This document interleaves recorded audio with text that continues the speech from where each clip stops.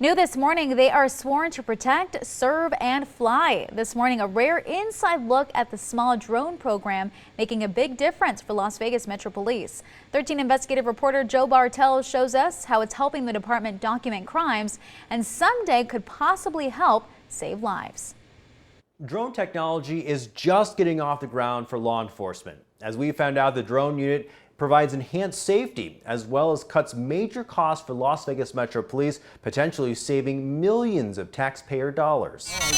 In 2017, Las Vegas Police launched its drone program, a set of eyes in the sky. Its first mission, documenting the mass shooting outside of Mandalay Bay in October 2017. And that was the first use case that we found for our operational drone technology, and it was primarily used to fly that very large crime scene. Sergeant Brad Cupp with the Technical Operations Section oversees the Small Unmanned Aerial Systems program. Under his watch, the unit now includes 10 detectives, all trained and certified with FAA drone licenses. Currently, most missions are to document scenes from the air, from homicides to deadly crashes. Cupp says using the drone keeps humans out of harm's way. Anytime you put a air crew up in an aircraft, there are in-air emergencies that happen from time to time, and as a police department, we're not immune to that.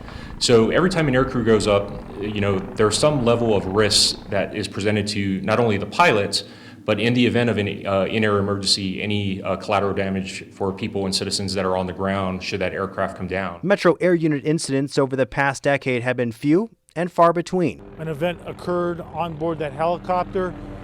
It appears from what we know right now that they set the helicopter down on 23rd Street. But the less than handful of incidents we found in our archive still proves accidents can happen. Just keep in mind, our helicopters weigh in excess of 3,500 pounds. There's probably 60 gallons or more of jet fuel on board, and there's large metal rotors that are flying around. Cupp says the drones also minimize fuel use and other costs. When you consider that it takes approximately $400 plus an hour to operate the helicopter compared to $5 to $10 an hour depending on which drone aircraft we're operating, the economics of it makes sense very quickly. Cupp admits the drones have come with a bit of a learning curve. The technology is so new, they've had to develop the training in-house, creating a sort of ground school for detectives to learn how to fly the drones, which often requires missions over populated areas, around power lines, and other obstacles. Monthly training and quarterly refreshers are required, as well as changing requirements from the FAA. Probably one of the more controversial things that we're looking at exploring is probably some of the patrol support functionality that the helicopter is already used for to provide an in-the-air overall perspective for patrol units that are responding to a crime in progress. Las Vegas police say privacy is paramount, and the drones mimic the capabilities they've had for decades using their traditional air unit. We can't fly over people's residence and snoop in people's windows without a search warrant. There's all these laws and regulations that we as a police department have to follow, and we don't get any specialized treatment just because we're a law enforcement agency operating a drone.